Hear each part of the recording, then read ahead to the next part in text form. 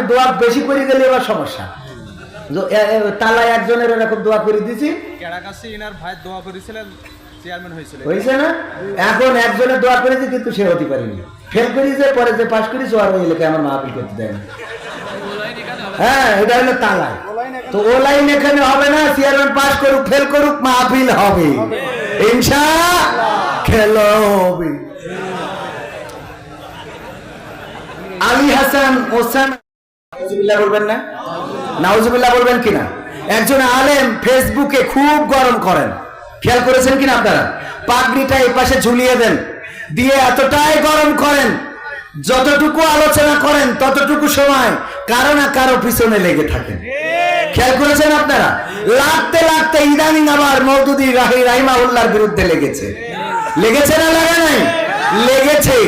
উনি বলেছেন, আজকে আমিও আলোচনাটা শুনেছি, উনি বলেছেন যে পতিতালয়ের টাকা দিয়ে আলিয়া মাদ্রাসা চলে, আলিয়া মাদ্রাসার হুজুরদের বেতন হয়, সুতরাং সেখান থেকে কল্যাণ আশা করা যায় না।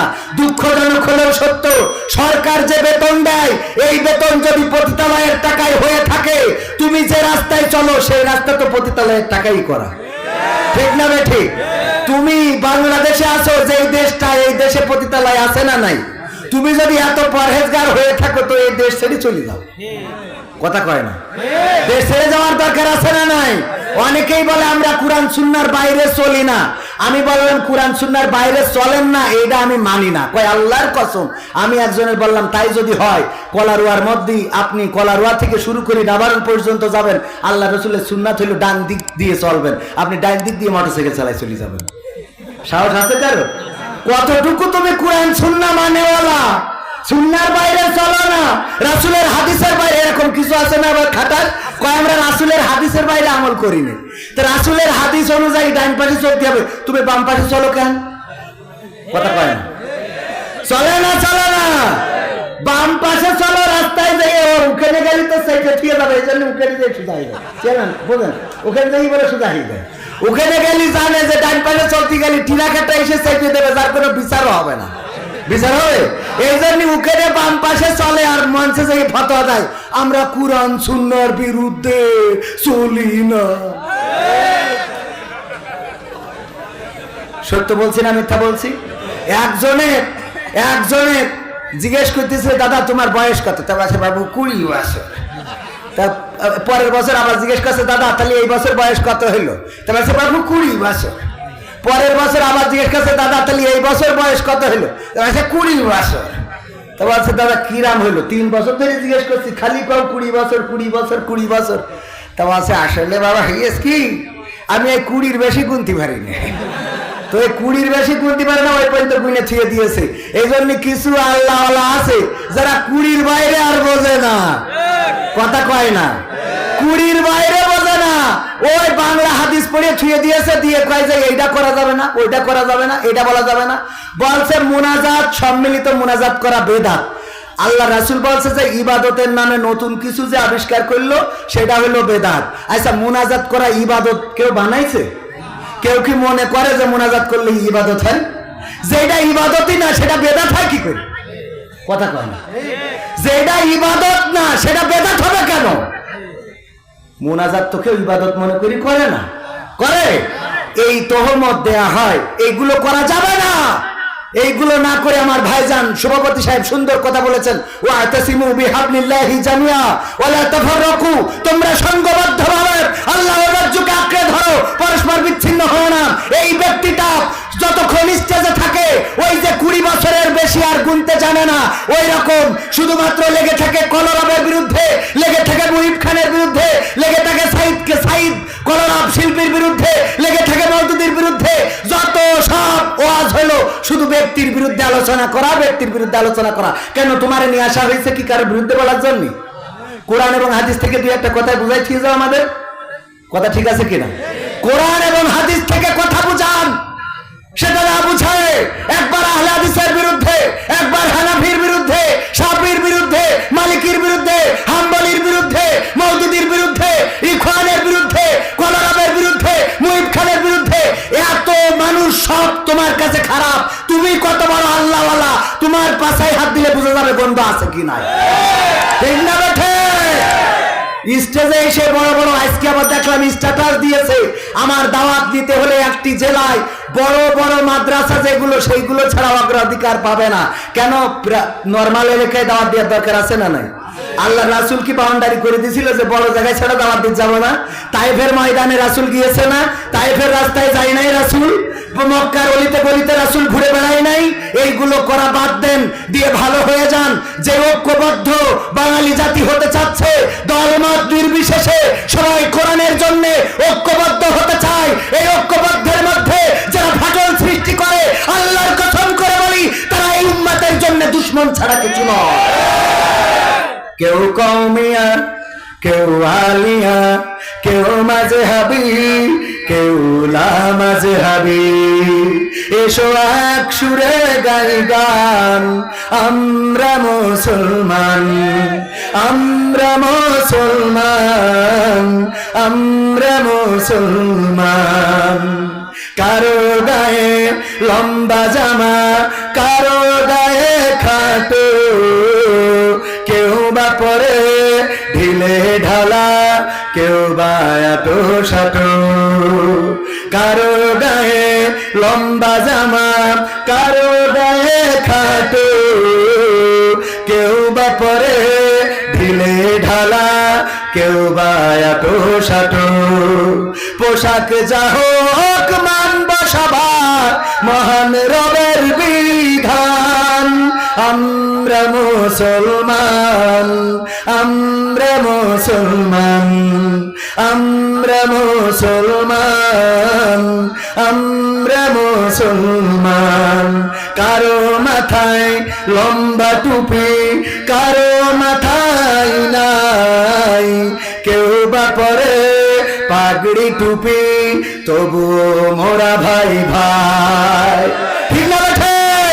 কারো মাথায় লম্বা টুপি, কারো মাথায় নাই, কেউ বা পরে পাগড়ি টুপি, তবু মোরা ভাই ভাই।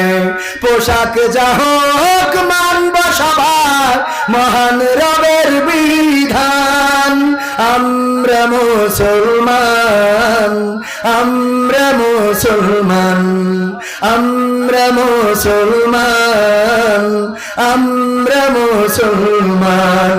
বিভেদ করে মুসলমানের করছে নিজের ক্ষতি, দিক বিদিকে চারিদিকে বাড়ছে দুর্গতি। ঠিক না ঠিক? দুর্গতি বাড়ছে না কমছে? উদাহরণ দেব। আপনার কলারোয়া থেকে 3 জন মানুষ, একজন হিন্দু, একজন খ্রিস্টান আর একজন মুসলমান গিয়েছে যশোরে। যশোরে গিয়েছে ব্যবসার জন্য, কাজের জন্য, যে কোনো এক কারণে। যাওয়ার পরে এই 3 জন, একজনের আখ ক্ষেত ছিল। আপনারা আখ বলেন তো? আখ ক্ষেত।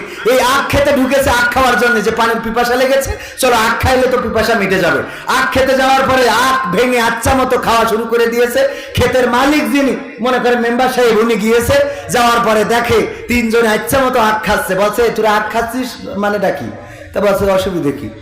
অসুবিধা কি মানে? আখ খেত আমার, তোরা খাস মানে? কয় আখ খেত তোমার তা কি হয়েছে, লাগবা নাকি আমার সাথে, আমাদের সাথে? কারণ ওরা কয়জন? কয় লাগবা আমাদের সাথে। মেম্বার বুঝতে পেরেছি এরা তো বেকায়দা রক্সটা মানুষ, হ্যাঁ, এদের সাথে তো বেশি ঝামেলা করা যাবে না। সাতক্ষীরার মানুষ তো এমনি একটু সুন্দরবনের কাছে থাকে, এরা তো যে কোনো জিনিস ভয় পায় না, বাড়ির সাথে মারামারি করার লোক। হ্যাঁ, তো এই জন্যই সাতক্ষীরার সাপেরও নাকি বাঘের মাথা থাকে, সাপের মাথায়ও নাকি বাঘের মাথা থাকে। যদি দেখলাম কোন জায়গায় জানি ফেসবুকে। তো এই জন্যই সাতক্ষীরারা এরা তো বাঘের সাথে বাঘের দুধ দিয়ে ভাত খায়, এরকম একটা অবস্থা। তো এই বলছে বাড়ি করে, তা বলছে সাতক্ষীরায়। তো আরো ভয় পেয়ে গেছে। মেম্বার বলছে সাতক্ষীরায় বাড়ি, তোমার নাম কি? তা বলছে আমার নাম হরিপদ। তা বলছে বুঝতে পারি তুমি মনে হয় হিন্দু। তা বলছে হ্যাঁ। বলছে তোমার নাম কি? তা বলছে আমার নাম দিলীপ বড়ুয়া। বলছে তুমি তাহলে মনে হয় খ্রিস্টান। তা বলছে হ্যাঁ। তা বলছে তোমার নাম কি? বলছে আমার নাম আব্দুর রহমান। বলছে তুমি তো মুসলমান। তা বলছে হ্যাঁ। তা বলছে দেখো তোমরা 3 জন আখ খাচ্ছ, অসুবিধা নেই, বাড়ি কলারোয়া সাতক্ষীরায়, অসুবিধা নেই। এই মুসলমান যে, ও তো আমার ডাইরেক্ট জাত ভাই, ও তো খাবে। আর খ্রিস্টান যে, সে তো ঈসা আলাইহিস সালামের মানে, আমরা মানে, ও খাবে। কিন্তু এই শালা হিন্দু খাবে কেন? তো ওরা 2 জন বলছে তাই তো, কথা তো ঠিক। তা বলছে তাহলে কি এর একটু কোয়াশন দেবো? তা বলছে দাও। আখ ভেঙে নিয়ে আসছে মতো পিটাই আলুর পরে টান টানকে থিয়ে দিয়েছে। দিয়ে আব্দুর রহমানের বলছে, আব্দুর রহমান ভাই তুমি তো আমার ভাই, শুধু ভাই না, ভাইরা ভাই ডাইরেক্ট। তুমি খাবা, মন যত চাই খাবা, দরকার হলে বাড়ি ভোজনও নিয়ে যাবা, কিন্তু এই খ্রিস্টান এ খাবে কেন? তা বলছে তা ভাই ভাই কথা তো সত্য। তা বলছে তাহলে এর একটু কুপান দিই। তা বলছে তাও অসুবিধা নেই। ওরও টান টেনে করিয়ে তা আলির পরে ফেলাই দিয়েছে।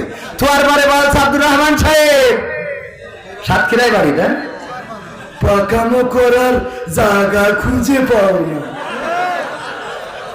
এইবার তুমি একা আমিও একা, এইবার তোর তো ডাইরেক্ট হাতের কবজির থেকে কেটে দেবো।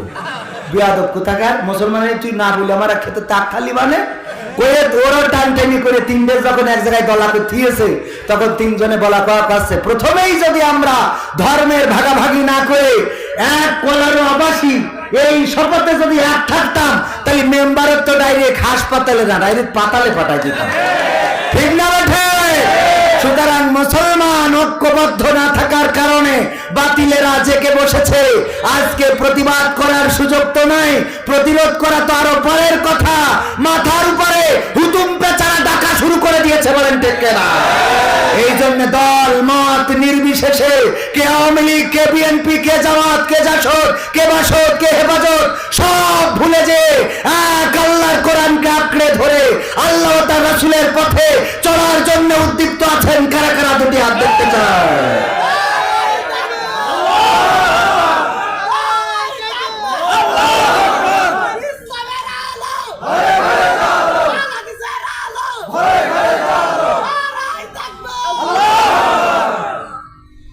বোয়ালিয়া গ্রামের পরীক্ষার্থী, আমাদের পরীক্ষার্থীদের নিয়ে একটা গজল গাইবেন, সেই সাথে দোয়া করবেন আমাদের জন্য।